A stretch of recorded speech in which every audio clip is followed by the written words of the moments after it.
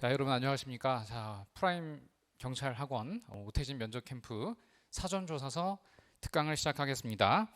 자, 이 사전조사서라는 절차가 있습니다. 그러니까 여러분들이 이 서류도 작성을 해서 이제 제출하셨을 것이고, 또 신체 검사도 받으셨을 것이고, 또 체력 시험 열심히 준비를 하고 계실 겁니다. 또 실내에는 이미 끝난 직렬도 있어 보입니다. 그래서 실내도 끝냈고 뭐 실외도 있고 아직 좀 남아 있죠. 그런데 여러분들이 면접이라고 하는 그 이제 행위 절차가 남아 있는데, 이 면접을 앞에 두고 경찰청에서는 사전 조사서라고 하는 질문을 할 겁니다. 약간의 논술 주제 같은 걸 주게 됩니다. 이것은 예전에는 자기소개서라고 하는 거를 미리 제출하게 했고, 그 자기소개서를 가지고서 면접 자료로 활용을 했었습니다. 자기소개서는 이른바 5대 기출이라고 해서 자기소개해봐라, 본인의 장단점이 무엇이냐, 봉사활동을 한 적이 있었느냐, 또 갈등 경험이 있다면 그것을 써봐라, 그리고 끝으로 경찰관이 되고 난 이후의 포부, 이렇게 해서 이른바 5대 기출이라고 하는 개념으로 물어봤고, 근데 이걸 이제 써서 내다 보니까 이제 저 같은 사람한테 와서 첨삭 지도도 받고 조금 다 바꾸고 미리미리 좀 뭐라 그럴까요? 좀 세련되게 잘 고쳐서 제출을 하는 경우가 많았어요. 그러니까 그게 후보자의 개인적인 역량이 아니라 이제 만들어진 자기소개서가 많았던 거죠. 그러니까 그 자기소개서를 가지고서는 그 후보자의 개인 역량을 평가할 수 없다라고 하는 경찰청 내부의 어떤 판단이 있었습니다. 경찰청입니다. 역시 정확한 판단이죠. 그러니까 자기소개서가 만들어졌던 겁니다. 그러니까 그걸 가지고서 그 후보자의 객관적인 어떤 능력을 판단할 수 없었으므로 이제는 자기소개서를 쓰지 아니하고 사전조사서 체제로 바뀐 지가 몇 년 되었습니다. 이 사전조사서 할 때 조사서라는 건 말 그대로 뭔가를 조사한다는 뜻입니다. 그래서 제가 거기 의미에 잘 써놓았죠. 뭔가를 조사하겠다는 거예요. 그럼 뭘 조사하겠다는 뜻이겠어요? 여러분들을 조사하겠다는 것입니다.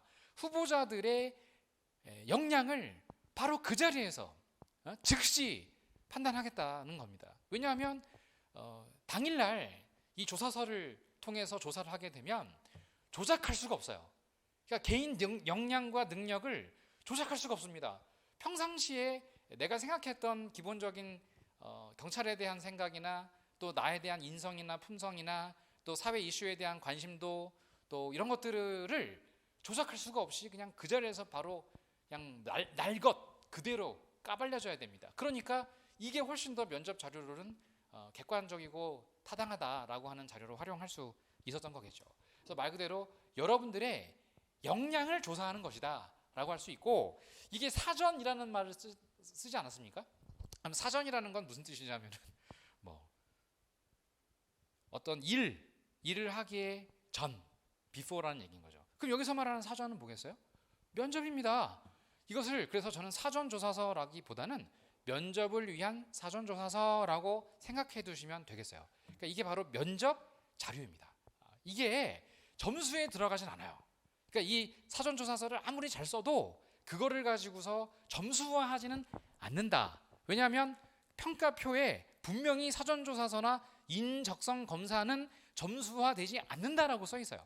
그런데도 불구하고 우리가 이 사전조사서를 잘 써야 하는 이유는 이거를 바탕으로 질문이 들어가기 때문입니다. 그래서 개별 면접이든 단체 면접이든 특히 개별 면접에서 이걸 바탕으로 질문을 하기 때문에 이 질문을 위한 어떤 내 답변의 준비서라고도 할 수가 있는 것이 사전조사서이기 때문에 잘 써야 한다라는 것을 여러분들 다시 한번 강조를 드립니다. 그래서 면접을 위한 기초자료 중에 가장 중요한 자료 중에 하나다. 그래서 면접관이 질문을 한 20분 정도 하게 되는데, 그때에 여러분들한테 한 절반 정도의 질문은 이 사전조사서를 바탕으로 할 것이다 라고 할 수 있어요. 더군다나 이 사전조사서를 가지고서 아무렇게나 질문을 하는 게 아니고, 제가 이제 사전조사서가 아무래도 글을 쓰는 그런 작업이다 보니까 제가 사전조사서의 질문 유형, 그러니까 이제 예를 들면 이건 제가 막 험불하게 쓴 거예요. 근데 여러분들한테 드릴 만한 자료는 아니기 때문에 이거를 자료를 줬다가는 뭐야 이러겠죠. 근데 저는 제 나름대로 질문에 대한 정리를 했습니다. 그래서 이게 총 14가지의 유형의 질문이 있다는 것을 알아냈어요. 뭐 쭉 말씀을 드리면 내성적인 사람인가 아닌가에 대한 내용, 그래서 이건 사회에 대한 관심을 말하는 것입니다. 그래서 이 사람이 개인주의적인 걸 떠나서 이기적인 사람인가? 그럼 사회에 대한 관심이 없는 사람은 경찰관이 될 자격이 없어요. 근데 제가 지도했던 학생들 가운데는 그런 친구들이 꽤 많았어요. 굉장히 이기적인 친구들이 많았어요. 근데 그 친구들한테는 그럼 제가 뭘 강조했냐면 이타성을 키워라. 근데 그게 5주 동안 키워질 수 있는 게 아니거든요. 적어도 그렇게 보이기는 해라. 그러려면 그런 생각들을 가져야 된다. 그래서 그런 부분에 대한 내용, 예를 들어 사회적인 관심이 좀 부족한 사람들에 대해 질문하는 유형이 따로 정해져 있어요.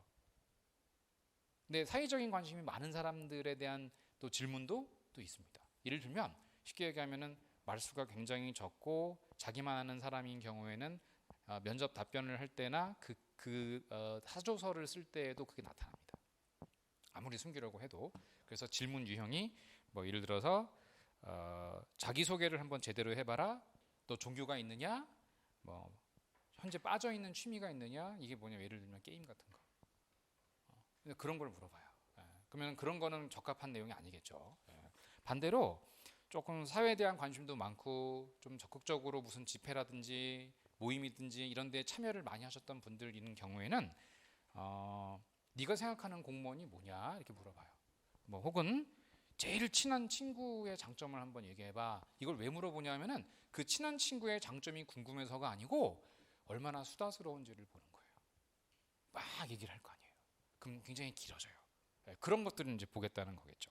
뭐 그것뿐만 아니고 사회적 내성적인 게 아니라 뭐 신체 능력이 좋은가 안 좋은가, 또 예를 들어서 지속 가능성, 얘가 끈기가 있는 애인가 아닌가, 또 신중성, 또 의욕과 활동적인 부분이 얼마나 있는가, 또 달성의 욕구가 어느 정도 있는가, 뭐 성취 욕구, 그다음에 예민한 정도, 예를 들어 얘는 너무 예민해, 뭐 이런 거 있죠. 조금만 뭐 이거 어떤 경우에는 이렇게 장난 누가 이렇게 쳐도 어떤 친구는 그냥 장난으로 넘기는데 어떤 친구는 야 하지 마. 이게 왜 그러냐면 이런 예민성이 되게 중요해요. 조직 활동을 하는 과정에서. 그래서 그런 예민성 부분에서, 그래서 이런 예민한 경우가 좀 많이 느껴지는 친구다라는 생각이 들면 사조서에서 그런 뭐 답변을 얘들아 했다. 그럼 그런 부분을 이제 물어보면서 어떻게 하느냐면 압박해버려요. 그러니까 얘를 좀 짜증나게 하는 거야. 실제로 제 제자 중에서도 그런 친구가 있었어요. 좀 이렇게 예민한 친구였는데 좀 긁었어, 건드렸어. 야, 너 좀 애가 똑똑은 한데 좀 친구가 없고 뭐 너만 아는 것 같은 인상인 것 같다. 얼굴이 좀 그렇게 보인다. 이건 뭐냐면 진짜 그래서가 아니라 예민성 부분에서 좀 점수가 혹은 답변 내용이 좀 강한 거예요. 이제 그런 부분들을 이렇게 압박하는 거예요. 또 기분성이 뭐냐면은 기분에 따라서 막 왜 뭐라 그러죠? 분위기에 취하는 친구들 있죠. 왜 갑자기 어떤 모임 같은 데 갔을 때 분위기가 좋으면 확 갑자기 업됐다가 요즘 말로 하면 갑자기 다운됐다가 이런 거. 그러니까 이런 거는 조울증 같은 거, 조증이나 우울증 같은 이런 어떤 성격이 있을 수도 있기 때문에 그걸 물어보기도 해요. 그러니까 자기 주장이 뭐 엄청 강한 사람일 수도 있는 거겠죠. 뭐 확 분위기에 휩쓸려 가지고. 또 독자성, 자기만의 세계에 빠져 있느냐 아니냐 이런 거. 또 남의 의견에 너무 많이 따라가는 친구냐 아니냐, 이제 이런 부분들이겠죠. 근데 경찰에 어울리는 건 독자성이 강한 친구겠어요, 아니겠어요? 아닌 거예요. 독자성이 강한 친구는 별로 좋은 게 아니에요. 왜냐하면 경찰은 개인 사업가가 아니라 큰 조직의 하나의 점이기 때문이에요. 그렇기 때문에 독자성이 강한 친구들은 조금 조직 활동에 어려움을 겪지 않을까 하는 생각도 하는 거예요. 또 자신감, 이런 게 있느냐 없느냐. 그럼 자신감이 있는 게 좋아요, 없는 게 좋아요? 경찰은 당연히 있는 게 좋죠. 서조서에도 그걸 쓰셔야 돼요. 나 진짜 자신감 있는 사람이다. 나 진짜 나름 엄청 베스트는 아니지만 다른 사람들보다는 베터, 조금 더 이런 게 훌륭한 부분이다라는 걸 분명히 강조할 필요가 있어요. 근데 예를 들어 뭐 단점 물어보는 경우가 있죠. 그런 경우에는 단점이 없을 수는 없잖아요. 단점은 누구나 다 있거든요. 그러면은 단점을 쓰긴 쓰는데 그 단점을 조금 약하게 쓰면서 오히려 이걸 또 자기 은근한 자랑처럼 바꿔야 돼요. 뭔 얘기인지 알겠죠? 제일 잘 쓰는 방법이 뭐 예를 들어 좀 일 처리를 좀 늦게 한다는 둥, 뭐 일을 좀 미루는 경향이 있다는 둥 이런 게 단점이다라고 한다면 그거를 하지만 그 이유는 꼼꼼하게 일을 처리해서 나중에 실수가 없게끔 하기 위한 어떤 목적이나 생각도 있었기 때문입니다. 이런 식으로 포장을 할 필요가 있는 거예요. 알겠죠? 또 고향성, 낙천적이냐 아니면은 비관적이냐 이런 부분들을 이제 보는 거겠죠. 그러니까 이제 면접이라고 하는 행위도 예전과는 달라져서요. 상당히 객관적이고 어떤 그 공정하게 그 기준에 따라서 실시하려는 경향이 있고 면접관들도 그래서 경찰관들만 들어오는 게 아니고 외부 위원들도 같이 들어오는 이유가 그것입니다. 근데 이런 것들을 제가 말씀드린 이유는 사조서를 통해서 이러한 어떤 측면이나 인적성 검사랑 같이 들어가기 때문에 사조서가 이 두 가지가 함께 어떤 그 면접 자료의 어떤 근거로 또 질문하는 유형을 아무렇게나 하는 게 아니라 그 사람에 맞춰서 하려는 경향이 있다라는 걸 말씀을 드립니다. 그래서 거기 의미에 대한 얘기와 활용에 대한 얘기까지 좀 설명을 드렸고, 두 번째는 기존의 자기소개서를 대체했다라는 건 제가 설명드렸죠. 그 이유에 대해서 설명했고요. 그다음에 언제냐? 요거는 그냥 적성검사를 하는 날 할 수도 있고요. 면접 당일날 하는 경우가 있는데 최근에는 면접 당일날 하는 경우가 많습니다. 말씀드렸다시피 그날 그 자료를 가지고서 그 바로 아주 그 뭐라 그럴까요? 생생한 그날의 어떤 답변을 가지고서 질문을 하려고 이런 면접 당일날 하는 경우가 많은데 그 절차에 대해서는 잘 쓰여져 있죠. 그래서 적성검사일인 경우에는 적성검사한 날 입실 8시 50분까지 하고 9시 30분까지 대기하다가 20분 동안 쓰는 거예요. 제가 사전조사서는 몇 분간 안에 쓴다고 했죠? 20분 안에 무조건 써야 돼요. 근데 이 시간을 넘기거나 제대로 한두 채우지 못하고 넘기는 경우는 안 좋아요. 그러니까 20분 동안 어떤 식으로든 그 안에 글은 써야 돼요. 비어 있으면 안 좋아요. 여러분들이 면접관이라고 생각해 보세요. 뭐 주제를 줬는데 그래도 나름 열심히 쓰려고 하는 친구냐 아니면 생각이 안 난다고 비워놓은 친구냐에 따라서 누가 더 여러분들 입장에서는 그래도 열심히 하려고 했다는 점수를 주겠어요. 내용이 엉망진창이고 좀 별로 뭐 논리성이 좀 없고 체계도 없지만 그래도 열심히 쓰려고 하는 친구에게 점수를 더 주려고 하겠죠. 그러니까 모른다고 비워두지 마라 이런 말씀 좀 드릴게요. 20분 동안 쓰실 때. 그리고 분량 및 시간 나오는데 요거는 그 손글씨예요. 타이핑에 익숙하시잖아요. 근데 손글씨에 자신 있으세요? 제가 학생들한테 예전에 그 손글씨로 써서 제출하라고 해봤거든요. 근데 진짜 10명 중에 9명이 못 알아보겠어요. 특히 남학생들인 경우에는 글씨가 너무 조그맣고 막 삐뚤빼뚤한 경우가 많아요. 거의 손글씨를 써본 적이 없기 때문이고 자기 글씨에 자신이 없으실 수 있어요. 근데 그렇다고 하더라도 손글씨로 쓰신다 하더라도요 좀 크게 쓰시면 돼요. 크게. 조그맣게 쓰시면 짜증나요. 읽을 때. 그래서 크게 쓰시고 맞춤법은 당연히 지키는 게 좋죠. 맞춤법이 틀리잖아요. 뭐 예를 들어서 배제하였다. 저는 배제하였습니다. 라고 했는데 이거를 학교 이름처럼 배제 이렇게 써버리면 이렇게 되는 거예요. 얘 좀 찐단데? 뭐 이런 생각을 하게 될 거예요. 그러니까 모르는 글자나 애매한 글자들이 있죠. 이 글자 맞나? 이런 거 쓰지 마세요. 손글씨로 쓰실 때 아예 그냥 써버리지 마. 써버리지 말고 본인이 확실하다고 생각하는 글자는 쓰되 애매하다 생각하는 건 쓰지 마세요. 그리고 크게 쓰시고 문단의 줄은 잘 맞추시기를 바랍니다. 그리고 그 줄이 생각보다 좀 크거든요. 그래서 제가 이제 좀 나눠드렸잖아요. 사전조사서 연습지를 나눠드렸는데 이게 A4예요. A4에 쓰게 돼 있어요. 그러니까 A4에 한 장 한 페이지 쓰게 돼 있는데 생각보다 칸이 좀 뭐 나름 괜찮죠. 이 안에 한 3분의 2 정도의 크기로 쓰시면 돼요. 너무 또 막 위아래 꽉 맞춰 쓰시지 마시고 또 너무 조그맣게 쓰시면 읽을 수가 없으니까 알아보게는 쓰시되 좀 자신감 있게 쓰실 필요는 있어요. 그러니까 그 글씨를 보더라도 얘가 어떤 성격인지가 나와요. 그 신원서판이라는 말 아시죠? 신원서판이라고 하는 게 뭐냐면 신체 또 말, 그러니까 생긴 게 신체, 말하는 거, 글씨. 그래서 그걸 가지고 판단하였다. 그래서 조선시대 제가 한국사 강사였었기 때문에 그 조선시대 관리 선발 기준도 알고 있는데 그게 지금이랑 크게 차이가 없어요. 신원서판을 통해서 그 사람의 글씨를 가지고 그 사람의 성격을 판단할 수가 있습니다. 그래서 저도 이렇게 보면 얘가 어떤 아이인지 글씨를 보면 알 수가 있어요. 대충 짐작이 가능합니다. 그래서 특히 남학생들이 악필인 경우가 많은데 남학생분들은 자신 있게 글 써 내려가시되 이렇게 큼직큼직하게 그렇다고 너무 크게 쓰시면 안 돼요. 그래서 3분의 2 정도 크기로 자신 있게 써 내려가기를 바랍니다. 직접 쓰셔야 돼요. 자, 그리고 사전 조사를 통해 알아보고자 하는 내용은 뭐 정확한 목표죠. 얘가 경찰 조직에 어울리는 사람인가를 판단하기 위한 목적이에요. 그래서 경찰 조직에 적합한 인재로서의 경험을 해왔는가. 그래서 저는 면접에서의 면접이 뭐냐 이렇게 단 한 글자로 이렇게 물어보신다면 선생님 면접이 뭡니까? 면접을 어떻게 준비해야 됩니까? 라는 질문을 만약 하시잖아요. 저는 딱 한 글자로 뭐라고 얘기하냐면 경험입니다. 경험. 그러니까 자기가 한 25년 혹은 30년 혹은 35년 여기 계신 분들이 대충 그 정도 나이신데 그 정도 30여 년을 전후한 기간 동안에 내가 해왔었던 경험을 얘기하는 거예요. 알겠죠? 그러니까 뭘 쓰시거나 준비하시거나 말을 하실 때에는 경험을 얘기하는 거예요. 경험. 그래서 가장 중요한 게 경험이시다. 그래서 이 경험이라는 말이 결국은 어떤 모든 질문에 대한 근거가 되는 거예요. 그래서 이런 사례 중심의 면접이다. 요즘 막 그렇게 얘기를 하는데 사례 중심이라는 건 결국 경험을 뭘 했느냐를 묻는 거예요.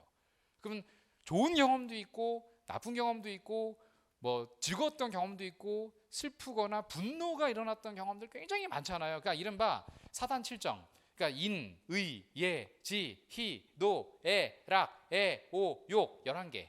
이 11개라고 하는 마음을 다 지금까지 설명 들으셨을 텐데 그 중에서 좋았던 점이 뭐냐라고 하면 기뻤던 거 써보라는 거예요. 근데 그거를 아무 의미 없이 쓰는 게 아니라 항상 이 경험은 뭘로 연결되어야 되느냐? 경찰관으로서 어떻게 어떤 마음가짐이나 태도로 이어지는가로 연결시켜야 돼요. 그러니까 아무 상관없이 저는 서핑을 좋아하는데요. 저는 서핑했을 때가 되게 즐거웠는데요. 그럼 그게 뭐야? 윈드 서핑하는 게 뭐가? 그건 진짜 솔직한 답변이긴 한데 애매한 거예요. 예. 윈드 서핑을 한 거 그 경험이 너한테 경찰관으로서 어떤 게 도움이 될 것 같으냐? 그러면은 생각해 보세요. 여러분들이 면접관이고 답변이라면 뭐라고 답변하시겠어요? 그러게요. 극적 X죠. 그러니까 항상 이 경험을 이런 경찰관으로서의 어떤 직무라던가 어떤 역량이라던가 혹은 경찰관으로서 갖춰야 할 어떤 품성과 연계시켜서 얘기하셔야 돼요. 알겠죠? 그러면은 이 경찰관으로서의 직무, 품성, 역량 이거를 이제 뭐냐? 그게 이제 이걸 물어본다면은 여러분들은 바로 공직가치 3요소를 기억하셔야 한다는 것입니다. 공직가치. 공무원으로서 갖춰야 할 기본적인 3요소를 기본적으로 숙지를 하고 가셔야 되는 거예요. 거기에 공무원 조직 밑에 이제 뭐가 있냐면 경찰 조직이 있기 때문에 특히 경찰 조직에서는 공직가치 3요소 가운데서도 뭘 더 중요시 여길 거냐 이제 이 부분입니다. 이 부분을 제가 조금 이따가 말씀을 드릴 거예요. 네. 자, 그래서 인재로서의 경험을 하였는가에 대한 얘기를 항상 뭘로? 경찰관 직무 역량과 품성 등으로 연계시키는 연습을 해라. 사전조사서에서. 다음 두 번째, 경찰 조직에 어울리는 인성을 함양하였는가. 예를 들어 지금 말씀드린 거죠. 공직 가치를 강조하는 거. 공직 가치로서 공무원으로서의 여러분들의 품성이 함양되었는가에 대한 얘기입니다. 그러면 이것은 결과적으로 개인주의적인 성향보다는 어떤 조직이라든가 공공의 이익을 우선하고자 하는 마음가짐이 더 강한 사람들이어야 한다는 것입니다. 그런 게 품성이에요. 그러니까 개인주의냐 아니면은 조금 좀 이상한 말로 하면 국가주의냐. 그러니까 국가를 우선시 여기고 사회를 우선시 여기는 사람이냐에 대한 생각인 것입니다. 그러니까 요즘에 MZ 세대라고 하시나요? 그죠? MZ 세대에 대해서 기성 세대는 어떻게 바라보고 계실까요? 바로 이겁니다. 2번. 경찰 조직에 어울리는 인성을 함양하였는가에서 우리가 이른바 그 MZ라고 부르는 세대, 여기 MZ 세대실 텐데 새로 들어오는 이 신임 폴리스들, 뉴 폴리스들이 MZ들일 거란 말이에요. 그 MZ 세대가 경찰 조직과 충돌하는 부분이 생각보다 많이 있을 수 있어요. 그래서 저는 이 질문 가운데 MZ 세대로서 그 MZ라고 부르는 사람들에 대한 어떤 규정, 개념화라고 하는 것에 동의하느냐, 그리고 MZ 세대의 특징이 무엇이냐를 물어볼 가능성도 있다고 좀 봐요. 왜냐하면 당사자들일 테니까. 근데 기존 조직은 MZ 세대를 좀 우려스러운 생각으로 보는 경우가 많아요. 물론 어느 시대나 마찬가지예요. 저도 어렸을 때는 요즘 애들 문제 있어, 큰일 났어 이렇게 그러면서 들어왔지만 늘 있어왔던 세대 간에 있어서의 차이 아니겠습니까? 생각에 그런 부분을 물어볼 텐데 특히 MZ는 뭐 맑은 눈동자라고 하나요? 요즘에 MZ의 그 맑은 눈동자인데 조직에서 뭐라고 이렇게 얘기를 하더라도 맑은 눈동자로 쳐다보잖아요. 옛날에는 그래도 이렇게 듣는 척이라도 했지 않습니까? 뭐 예를 들어 야 너 엄마 똑바로 안 해 임마? 자식이 말이야. 이러면은 예, 잘못했습니다. 뭐 이러는데 요즘은 어때요? 이렇게 뭐 짤이나 쇼트 이런 데 보면은 이런 표정들을 갖고 있는 친구들일 거라고 고정관념이 생겨버렸어요. 그게 그 유튜브라던가 이제 뭐 이런 프로그램이라던가 하는 걸 통해서 요즘 경찰 조직에 있는 사실 제 고등학교 후배도 수서경찰서 정보과의 과정이거든요. 후배가 가끔씩 이제 전화해요. 동기도 있어요, 심지어. 근데 요즘 새로 들어온 애들 개념 없어, 뭐 이렇게 얘기를 하는 경우가 많습니다. 실제로 인사도 안 해, 다른 과라고 인사도 안 해 이것들이 근데 뭐라 못한다? 이렇게 얘기하는 거예요. 근데 뭐라고 못한다? 그러니까 이게 답답한 거야 이게. 그럼 그런 친구들이 좋은 친구들이겠어요? 경찰 조직에? 아니더라 이거예요. 알겠죠? 그러니까 간단히 말하면 나는 조직에 충성을 할 준비가 돼 있어. 이거를 보여줘야 된다는 거예요. 그래 내 친구들 MZ들 많고 맑고 투명한 눈동자들이 있지만 광안이라 하나요? 광안? 미친 눈동자들? 근데 나는 꼭 그렇진 않아. 이제 이런 걸 보여줄 필요가 있다라고 저는 생각을 한다 이거예요. 후배들 뽑을 때 어떤 친구들이 좋아요? 동생들 뽑을 때 뭐 MT 가자고 하면 따라가고 술 마시자고 하면 예 이렇게 마시고 족구하자고 하면 족구하고 어디 가자고 하면 가고 미팅 나갈래? 그러면 저 안 나갈래요. 같이 가. 그럼 같이 가는 친구들 이런 친구들이 좋은 거예요. 저 오늘 약속이 있어서요. 뭐 회식이 저 오늘 선약이 있어서요. 뭐 혹은 퇴근 끝났는데 퇴근 이후에 회식 문화 잡는 것은 이것은 그 직장 내 갑질 아닙니까? 뭐 예를 들어서 이러면 이제 알았어. 그럼 점점 멀어지는 거지. 그래서 경찰 조직에 어울리는 인성이라는 단언컨대 저는 하나 뭐다? 조직에 충성할 수 있는 애냐 이걸 보는 거예요. 근데 그러다가 보니까 이제 뒤에 이제 질문들이 그런 게 나와요. 조직 내에 있어서의 갈등이 발생했을 경우에 뭐 부당한 상관의 명령 혹은 경찰 조직에 있어서의 문제점이 뭐라고 생각하는가? 혹은 뭐 비번 인식이에 내가 이제 어디 비번이고 뭐 예를 들어서 뭐 뭐 일 뭐 이렇게 빡쭉 있어 근무가 있어. 근데 오랜만에 휴가를 얻어가지고서 어디 가야 되는데 갑자기 뭐 무슨 뭐 일이 생겨가지고서 뭐 하래. 그럼 저 비번인데요. 이게 얘기할 수 있느냐? 이런 부분들인 거예요. 이런 부분들. 그럼 당연히 아니라고 하겠지. 가겠다. 왜? 입직 전이니까. 충성하겠습니다. 회사 면접도 마찬가지예요. 회사 면접 때도 그런 질문들 막 하는데 회사 면접 때도 다 처음에는 들어오고 싶으니까 다 한다 그래. 근데 실제로 들어오고 난 다음에 하시는 줄 아세요?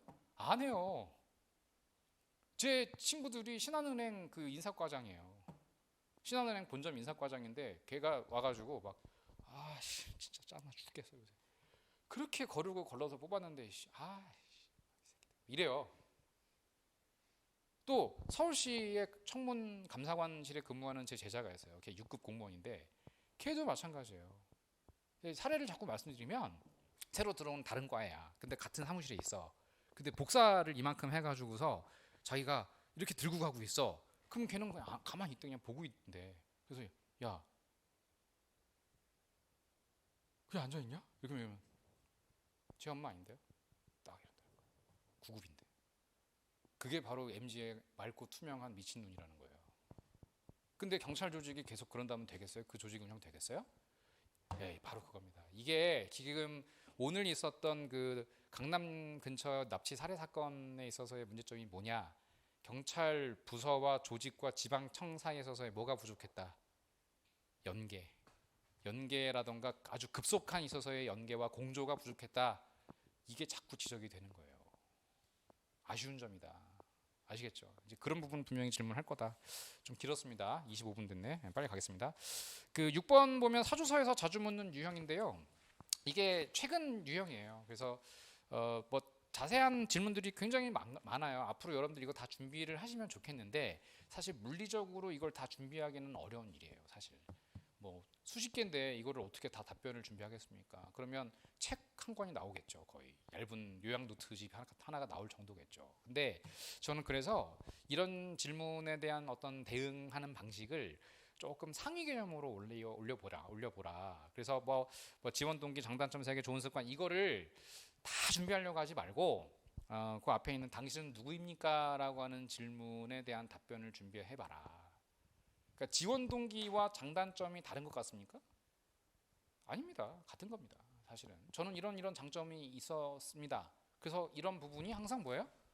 경찰관으로서의 꿈을 키워나가는 데 도움이 되고 저는 천직이라 여겨왔습니다.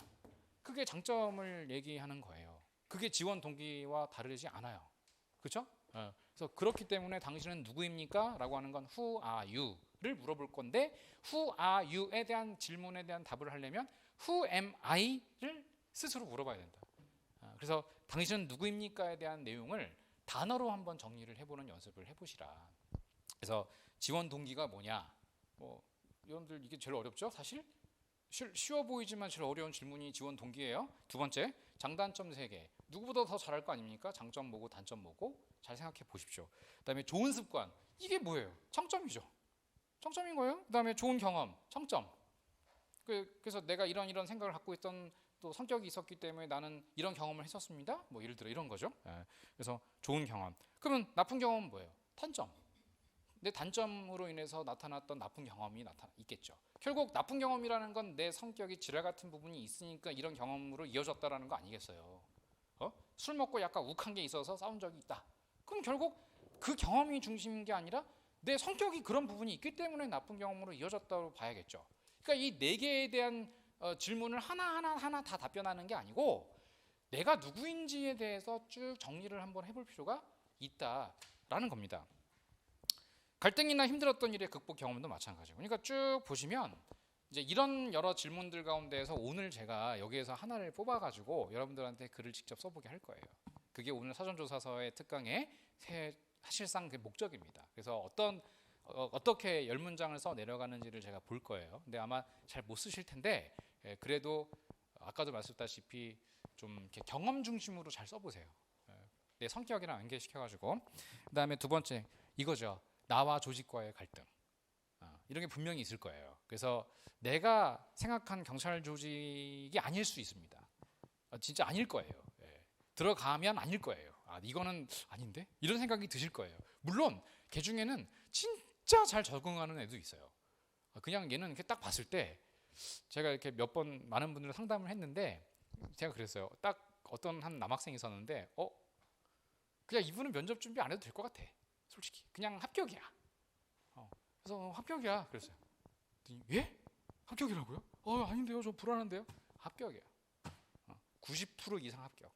진짜 거 가서 개판 치지 않는 한 나는 뽑아. 이런 친구가 있었어요. 결과 어땠겠어요?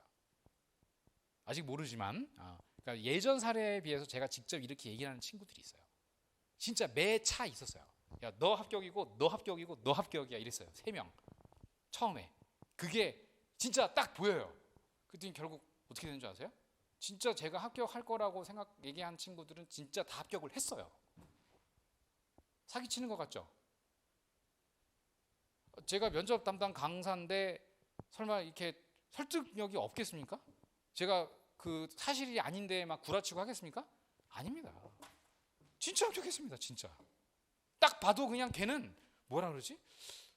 무당들에게 보이나? 경찰 제복을 이미 입고 있어. 그게 느껴져요. 합격이라니까요. 그래서 진짜 합격했어요.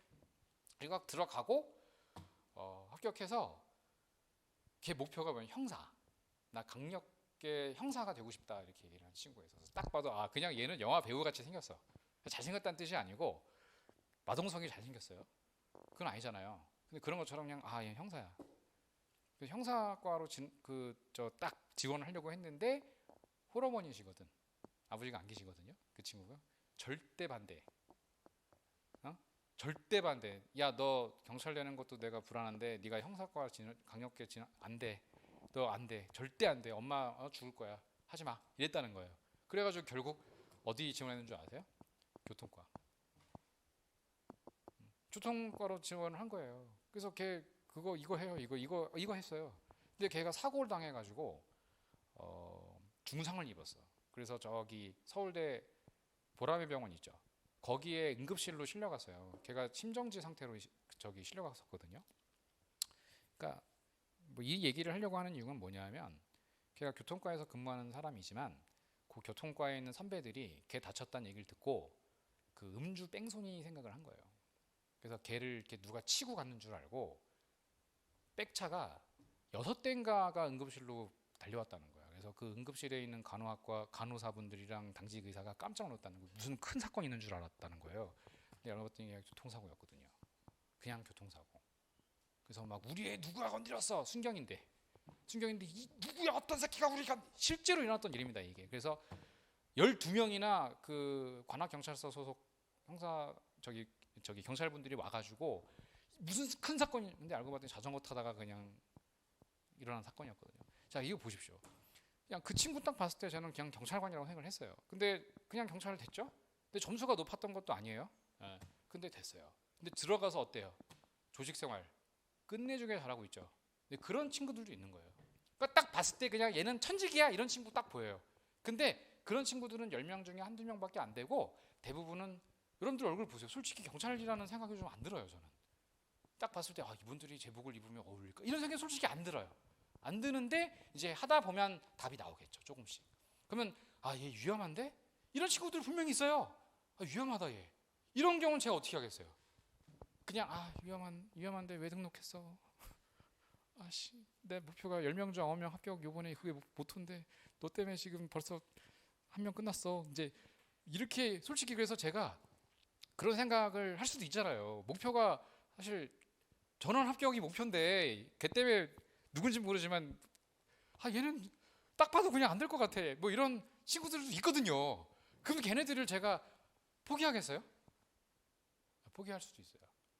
저기 수강 죄송하지만 저기 다음번에 다시 한번 오실래요? 이렇게 이번에 저희 그 합격률 때문에 죄송하지만 수강을 반환하십시오. 좀 마지막에 이렇게 올릴 때 그건 괜찮거든요.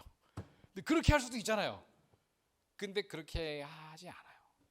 이번 목표는 제가 도전을 하는 건데 진짜 안 될 것 같으신 분도 어떤 식으로든 훈련을 해가지고 훈련을 시켜서 되게끔 만들려고 하는 겁니다. 이게 진짜 안 될 것 같으신 분도 있긴 있거든요. 이게 저의 딜레마예요, 사실은.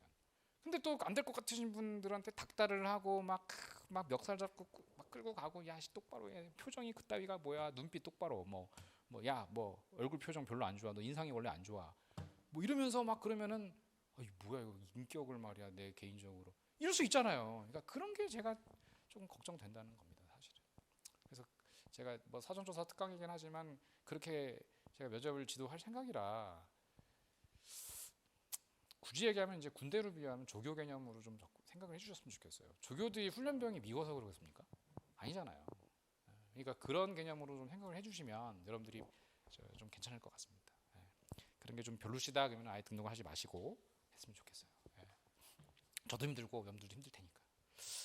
그다음에 이제 요거 좀 이따 다시 설명드릴게요. 이거에 대한 답변을 이제 어떻게 할 거냐 이제 좀 이따 얘기할 겁니다. 그다음에 세 번째 이건 이제 다른 박스인데 경찰의 직무에 대한 매뉴얼을 알고 있느냐의 문제예요. 이것도 그러니까 또 다른 유형인 거죠. 그러니까 이거는 인성이나 조직과의 갈등 문제가 아니라 경찰관으로서의 직무 수행 능력을 평가하는 질문도 있어요. 사전에. 그게 바로 그 밑에 예를 들어 범인 검거가 더 중요한가, 범인 예방이 더 중요한가, 뭐 이런 식으로 질문을 할 수 있다는 거죠. 그럼 이에 대한 본인의 생각을 써라. 그러면 이런 질문은 매우 그나마 좀 쉬운 편입니다. 왜? 판단해버리면 돼요. 저는 범인 예방이 더 중요하다고 생각합니다. 로 시작하면 돼요. 그냥 판단 이렇게 해버리면 돼요. 그러니까 양자택일형 문제라 그래요. 이거를. 예를 들어 단속하겠는가 안 하겠는가 뭐 이런 문제. 그러니까 양자택일형 문제는 판단을 하고 이유에 대한 그 판단을 한 이유 쓰고 그 다음에 보완 이렇게 3개 쓰면 됩니다. 그 다음에 네 번째 경찰제도 운영의 개선점이 뭐라고 생각하는가? 이건 진짜 자유로운 자유 답변 형식인 거죠. 그러면 경찰제도의 운영의 문제점을 물어본다면은 지금까지의 경찰제도의 특징을 이제 쓰는 거예요.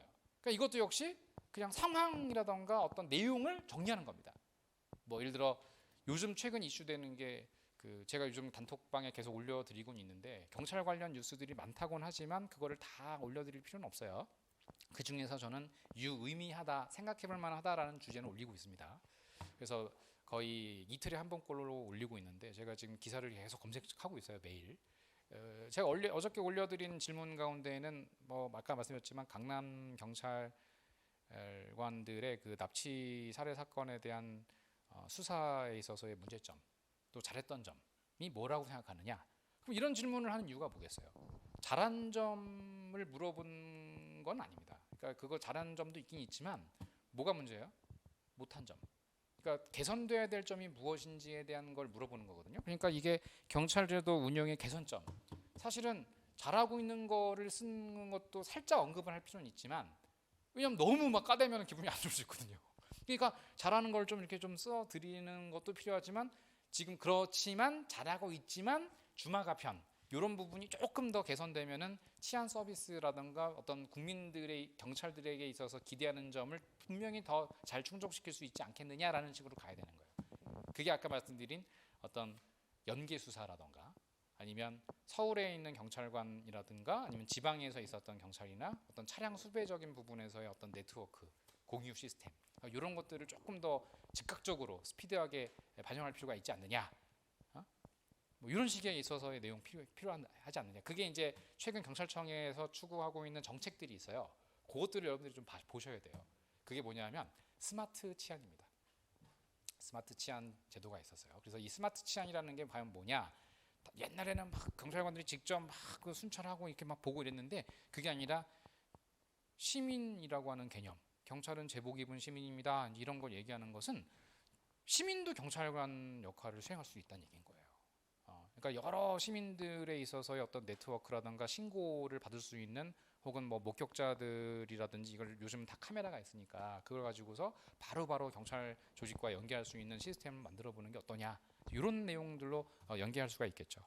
그래서 사조서에서 자주 묻는 유행이 총 크게 보면 두 가지예요. 너 누구냐고, 두 번째는 너 경찰관으로 어울리는 사람이냐. 그러니까 현재 경찰 제도가 어떤 제도의 문제점이 있느냐에 대한 내용들을 물어보고 있어요. 그래서 크게 두 개입니다. 그래서 위에 있는 질문들은 당신은 누구입니까? 그리고 갈등 해소 어떻게 할 거냐에 대한 문제를 얘기할 것이고, 그 다음에 이제 두 번째가 유형이 경찰 제도의 직무에 있어서의 목표가 무엇인가, 또 우선시되어야 될 것이 무엇인가, 또 혹은 현재 경찰 제도에 있어서 개선돼야 될 점이 무엇인가, 이런 것들을 묻는, 경찰에 대한 정보를 묻는 문제가 나올 겁니다. 그럼 내가 생각하는 경찰 문제인 것이죠. 알겠죠?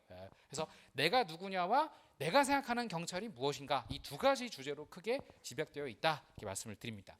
만약에 근데 또 이런 최근 문제는 사회 이슈를 직접 묻는 경우도 있대요. 그래서 그날 아침에 보도가 된 뉴스 있죠. 그 뉴스 기사 가운데 하나를 뭐 이렇게 물어보고 이에 대한 본인의 생각을 써봐라, 이런 질문 유형도 있다고 합니다. 그러니까 그날 아침에 갈 때 어떤 뉴스가 있는지 검색은 쭉 한번 해보고 이에 대해서 만약에 질문이 나오면 어떻게 답변을 해야 될지에 대해서 나름의 생각은 조금 하실 필요가 있다. 면접 당일날 사조서 쓰는 날, 알겠죠? 자, 그다음에 넘어가 볼게요. 그다음에 이게 제일 중요한 거예요. 사실은 오늘에 있어서 오늘 강의의 핵심인데, 사전조사서를 잘 쓰는 법인 것입니다. 잘자를 빼려고 했어요. 사실 제가 사전조사서를 잘 쓰는 법이라고 할 때 제목을 잘 쓰는 법이라고 하면 이제 어그로를 끌려고 한 것 같은데, 다 못 쓸 텐데 이거를 잘 쓰는 법이라고 했기 때문에 약간 제가 마음에 있어서 좀 문제가 있었습니다. 그래서 사전조사서를 그냥 쓰는 법으로 시작을 해서 그 다음에 이제 잘 쓰는 법으로 업그레이드가 돼야 되겠죠. 그러면 사전조사서를 그나마 칸을 채울 수 있는 법에 대해서 설명을 드린다고 생각하시면 될 것 같아요. 그러면 역시 질문 유형에 따라서 답변하는, 또 뭐라 그러죠? 글의 구조화 작업을 알려드릴게요. 첫 번째, 경험 제시형을 작성하는 방법. 너 이런 경험 해봤니? 이제 뭐 예를 들어서 뭐 갈등 상황이 있는가, 봉사한 경험이 있는가, 뭐 살면서 힘들었던 점이 있는가, 뭐 이런 것들 있지 않습니까? 뭐 학창 시절에 기억나는 점이 있는가, 뭐 이런 것들, 이런 경험을 직접 묻는 문제가 나오면 저는 이거를 또 학생들한테 이걸 또 이렇게 막 뭐 상황을 먼저 설명하고 뭐 이렇게, 근데 저는 이렇게 오랫동안 강의를 하다 보니까 학생들한테 설명을 해봐야 그때뿐이라는 걸 알게 됐어요.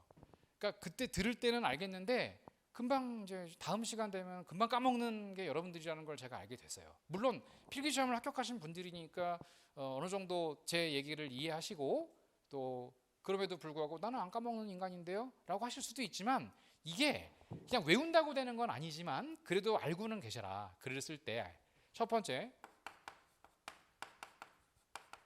상황을 설명을 해야 합니다. 어떤 상황이었는지를 설명할 필요가 있어요. 그 상황을 설명을 할 때 제가 거기 구체적으로 기억해낼 것이라고 했죠. 그럼 예를 들어 여러분들 그 육하 원칙이라고 하는 말 들어보셨어요? 언제, 어떻게, 왜, 누가, 무엇을, 이런 식으로. 그래서 예를 들어 뭐 대학교 때의 일입니다. 대학교 때에 있었던 일입니다. 제가 무슨 동아리에서 무슨 회장을 맡고 있을 때입니다. 근데 이 동아리는 무슨 동아리였습니다. 간단하게 쓰시면 돼요. 뭐 길게 쓸 필요, 뭐 내가 어떻게 회장이 됐는데 필요 없고, 이걸 쓰는 이유는 진실성 여부를 판단하기 위한 것이에요. 그래서 어떤 곳에서 있었던 경험입니다. 예를 들어 누구와의 갈등이 있었다 그러면은, 그런데 그때 어떤 선배가 하나 있었습니다. 뭐 혹은 후배 하나가 있었습니다. 근데 이 후배가 조직에 적응도 잘 못하고 뭐 혹은 뭐 술만 마시면은 뭐 어떻게 뭐 주사를 부린다던가 혹은 폭력적인 성향도 있고 욕을 많이 하는 경우가 있었습니다. 예를 들면 상황을 구체적으로 쓰실 필요가 있다. 여기에서 한 2문장 이상 쓸 수가 있어요. 2문장 정도. 그다음에 이제 두 번째가 뭐냐면은 그다음 행동을 어떻게 했는가예요. 그러니까 나의 행동을 말하는 겁니다. 그래서 나의 행동은 어땠는가? 그러니까 이른바 대응. 나의 행동 대응을 쓸 필요가 있다. 그래서 대응을 그래서 저는 이 부분을 어떻게 했습니다. 그러면 뭐 폭력을 행사하는 선배가 있었습니다. 그래서 저도 술 취한 이후에 기억하지 못할 걸 분명히 알고 있었기 때문에 저도 존나게 때렸습니다. 이러면 안 되는 거죠. 뭐 어떻게 해야 돼요? 술 깨고 난 이후에 대화를 통해서 이렇게, 그지? 그래서 대부분 대화를 통해서 해결하려고 했습니다. 근데 그 사람과 대화가 잘 안 되길래 다른 선배와 대화를 하고자 했습니다. 혹은 동료들과 대화를 먼저 하고자 했습니다. 이런 식으로 뭐 지도교수와 얘기하고자 했습니다. 이러면 안 돼요. 그냥 친한 다른 선배와 대화를 하고자 하였습니다. 왜 다른 지도교수랑 직접 얘기하면 안 되냐, 이 얘기가 왜 얘기하냐면은 조직에서 만약에 나중에 비리가 발생했을 경우에 바로 청문감사실에 찌르겠습니다. 이거 별로 안 좋거든요. 그러니까 다른 선배들한테 물어보겠습니다. 이런 일이 있을 경우 어떻게 되는지를 먼저 물어보겠습니다. 그러면은 일을 크게 벌이지 않을 수가 있고, 어찌 보면 작은 실수를 이렇게 좀 감싸주려고 하는 듯한 모습도 볼 수도 있잖아요. 그죠? 그래서 일단 그렇다고 덮어가겠다는 뜻은 아니에요. 어떻게 처리하는 것이 옳은지에 대한 물어보겠다는 거죠. 그죠? 그래서 이런 물어보겠습니다. 그래서 물어본 결과 이리 하라 해서 이렇게 하였습니다. 그죠? 그래서 세 번째, 저는 이것을 선한 결과라고 얘기하는데, 그래서 좋은 결과로 이어졌습니다. 이런 얘기인 거예요. 그래서 이렇게 해서 다시는 그렇게 하는 일이 발생하지 않았습니다. 알겠어요? 그러면 이제 네 번째, 그럼 내가 여기에는 결과에는 그런 느낀 점도 들어가야겠죠? 느낀 점도 들어가면 이제 마지막 제일 중요한 것인데, 이걸 보려고 하는 거예요. 경찰관 조직과의 어떤 연계성으로 이어져야 한다. 그래서 내가 경찰 조직에 들어가게 되면 이런 비슷한 상황이 발생했을 경우에는 이렇게 처리하겠습니다. 이런 식으로 써야 돼요. 그래서 경찰과의 연계성이 제일 중요하다. 그래서 이게 글의 구조도입니다. 글을 쓸 때 이렇게 쓰면 요거 한 2문장, 그래서 요 행동에 대해서는 좀 자세하게 쓸 필요가 있어요. 그래서 한 3문장에서 4문장, 그래서 선한 결과에서 뭐 1-2문장 정도, 또 그래서 경찰 조직에 들어가면 한 문장으로 결론. 그럼 대략적으로 한 10문장 내외로 한 바닥을 다 쓸 수가 있는 것입니다. 알겠죠? 그래서 경험제 시험을 이렇게 정리하는데, 또 이게 또 기억이 잘 안 나요. 그럼 제가 또 확실하게 알려드릴게요. 바로 상행선 연계, 이렇게 외우시면 돼요. 상행선 연계. 그래서 상행선으로 연결해라. 상행선 연계. 첫 번째 상. 여러분들이 얘기해 보세요. 상. 상황 판단 이런 것도 면접할 때 봅니다. 적극적이어야 돼요, 여러분들. 행동, 선한 결과. 선하지 않아도 상관은 없어요. 근데 선한 결과 이어지면 좋겠죠. 마지막 네 번째가 뭐라고요? 연계. 알겠죠? 그래서 글의 분량을 이렇게 좀 정리를 하실 필요가 있어요. 알겠죠? 글의 분량을 정리할 필요가 있다. 그래서 경험 제시형 작성 예시해서 그냥 한번 제가 여기다 써 넣어봤어요. 요거는 제가 쓴 게 아니고요. 합격한 친구 있어요. 기존에 이제 합격한 친구인데 그 합격한 친구가 저한테 보내줬던 거를 이런 식으로 제가 재구성을 했었습니다. 그래서 그 고등학교 때 일입니다. 이렇게 그래서 6화 원칙 설명하고 있죠. 그래서 장애인 친구가 바로 옆에 있었습니다. 근데 저의 인성을 믿고 여기 은근한 자기 그 PR이 들어가 있죠. 깨알 자랑이 들어가 있어요. 선생님께서는 저를 믿고, 그죠?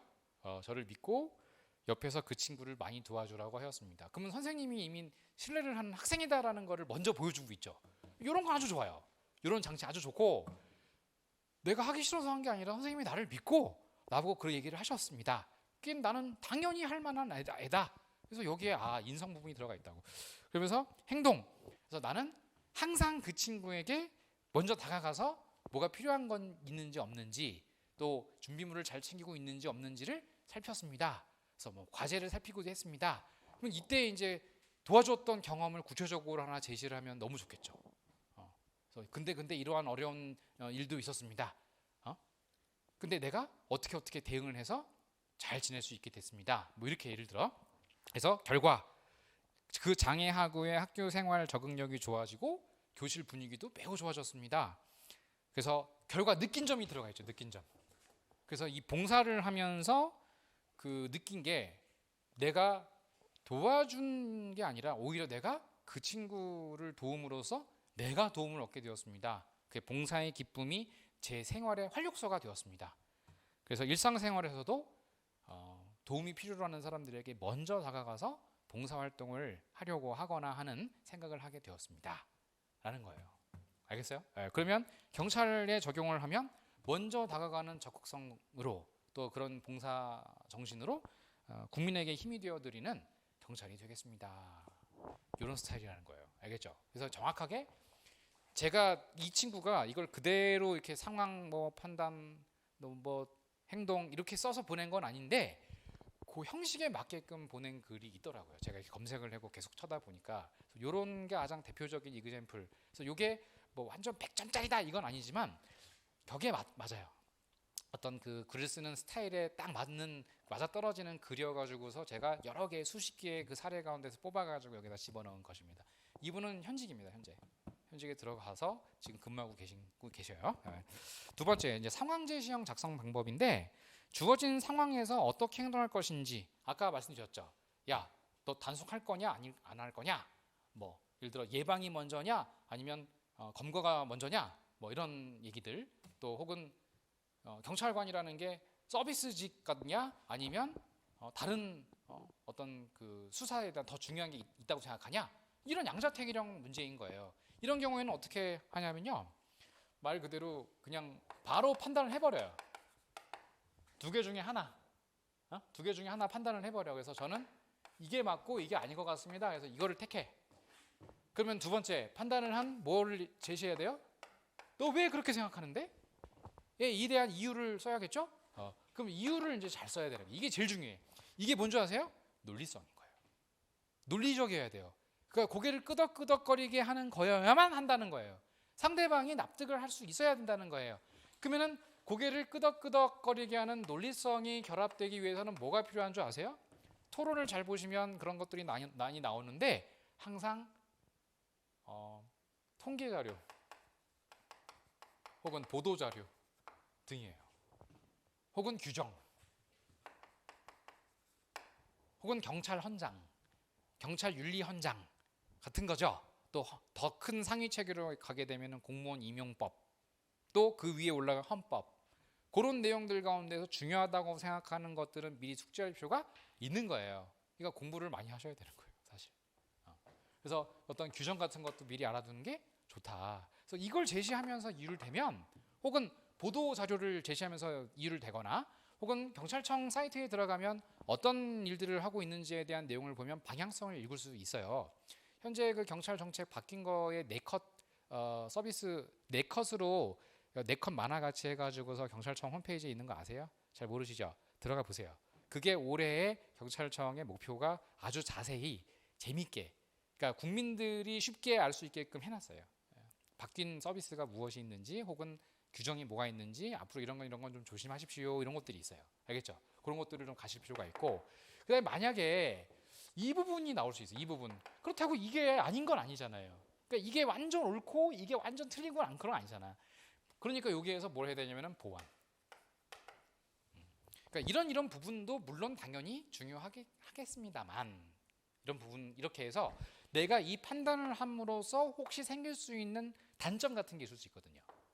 이 판단을 하면서 생길 수 있는 단점이 있으면 그 단점에 대한 보완을, 요 개념을 조금 더 업데이트하는 형식으로, 뭐 예를 들면 개선점 같은 거, 그런 식으로 보완하는 형식이 바로 3단계 양식이다 볼 수 있습니다. 알겠죠? 그래서 3단계 양식으로 판단, 이유, 보완이라는 세 가지 형태로서 접근할 필요가 있겠다. 끝으로 시간이 너무 많이 가는데, 상황 제시형, 작성 예시 한번 보시고요. 뭐 예를 들어 친한 동료로부터 사건 수사 청탁을 받게 되었는데 도와줄 거냐 안 도와줄 거냐, 이런 질문이 있으면 당연히 도와주지 않을 겁니다. 뭐 예를 들어 청탁을 저는 거부할 것입니다. 이렇게 이제 판단을 해요. 그럼 그 이유가 뭐냐? 그럼 관련 규정 같은 거. 뭐 공무원은 당연히 청렴의 의무가 있습니다. 특히 경찰 공무원은 공정의 의무도 있습니다. 그에 따른 책임도 분명히 져야 합니다.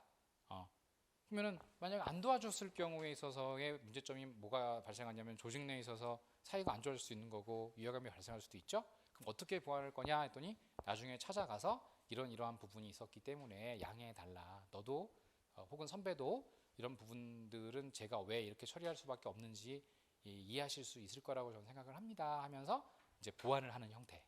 무슨 말인지 알겠죠? 그렇게 보완을 하는 형식을 취하시면 됩니다. 그다음 마지막 세 번째, 최신 시사형 문제 작성 방법. 이게 이제 이슈거든요. 이제 사회 이슈인데 두 가지가 있어요. 경찰 관련 이슈가 있고, 두 번째는 경찰 관련이 아닌 비경찰 이슈가 있을 수 있어요. 최근에는 경찰이 아닌 건데도 그 이슈를 묻는 경우도 있거든요. 그러니까 그날 아침에 뉴스라던가 하는 것들은 좀 꼼꼼히 살펴볼 필요가 있다고 계속 말씀을 드립니다. 근데 저는 여기서 경찰 관련 이슈만 일단 말씀을 먼저 드릴게요. 똑같으니까 어차피. 뭐를 이제 쓰셔야 되냐면은 첫 번째, 이런 부분은 뭐 예를 들어 검경 수사권 분리에 대한 얘기를 본인의 생각을 써봐라. 그분은 여러분들이 검찰에 들어가는 게 아니잖아요. 경찰에 들어가시는 거잖아요. 그러면 저는 긍정적이라고 생각을 합니다로 시작을 해요. 대부분 두 갈식으로 쓰는 게 훨씬 좋아요. 그래야 글 읽는 사람이 피곤하지가 않아요. 얘는 그런 애구나.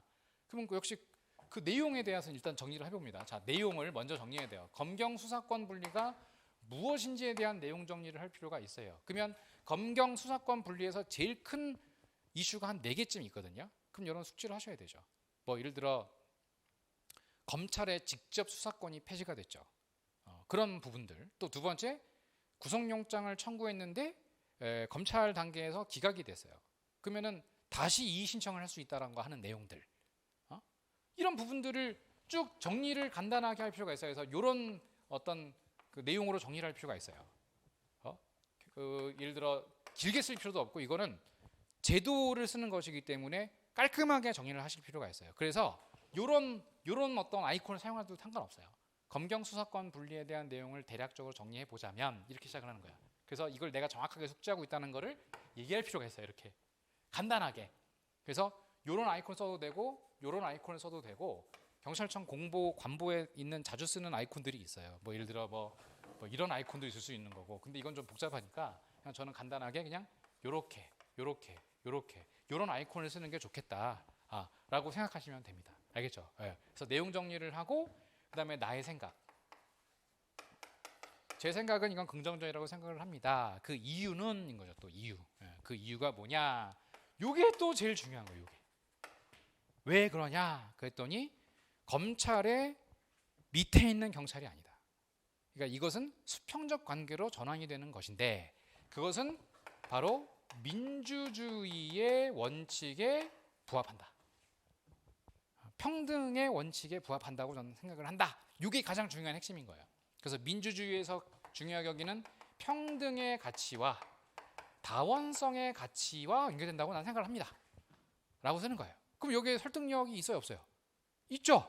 민주주의의 가치와 어떤 다원성의 가치, 그러니까 다양한 생각을 존중해야 하는 것이 민주주의이기 때문에 수사권이라는 게 검찰에서만 꼭 행해야 한다고 저는 생각하진 않습니다. 검찰도 견제받아야 할 권력 기구라고 생각을 하고 있습니다. 라고 하는 거예요. 그래서 이런 다원성뿐만이 아니고 견제라던가 균형의 원리에 부합하는데 그것은 상위 개념이 바로 민주주의라는 것입니다. 알겠죠? 이렇게 이유를 제시를 하는 거예요. 그래서 혹시 있을 수 있는 또 나의 생각이 뭐냐 그러면 이것은 오히려 또 국민들에게 도움이 됩니다. 이렇게. 예를 들어 하나의 수사기관의 직접 수사권이나 기소권이 다 이렇게 집약되어 있으면 국민들은 어떤 검찰의 처사에 대해서 뭔가 그냥 일방적으로 수용할 수밖에 없는 상황이 될 수 있어요. 그런데 경찰에서 그러한 권한을 나눠 가지게 되면 혹시나 있을지 모르는 어떤 국민들에 있어서의 치안, 행정, 서비스적인 측면에서의 불합리성을 이렇게 나눔으로써 개선할 수 있는 부분이라고 난 생각을 합니다. 이렇게 얘기를 한다는 거예요. 그리고 이에 대한 마지막에 항상 꼭 뭐가 들어가야 돼요? 뭐가 들어가야 돼요? 이렇게 검경 수사권을 분리하는 것에 대한 국민들의 우려가 있을 수 있어요. 이거는 잘못된 게 아닌가 해서 보완. 항상 보완으로 마무리를 하셔야 돼요. 근데 우려가 있을 수도 있습니다. 그것은 경찰 내에 있어서의 어떤 수사 노하우나 기소 노하우라던가 하는 부분들을 더 증진을 하는 방안을 스스로 모색을 할 필요가 있다고 나는 생각을 합니다. 그러니까 불안해하지 않게. 또 두 번째는 이것도 미흡한 부분이 있기 때문에 이 미흡한 부분을 나는 더 개선되어야 된다고 생각을 합니다. 그래서 이번 법제도는 긍정적인 것이지만 미흡한 부분도 분명히 있기 때문에 그런 미흡한 부분이 앞으로 조금 더 보완되어야 한다고 난 생각을 합니다. 이렇게 마무리하면 아주 깔끔한 그런 내용이 될 것이다. 알겠죠?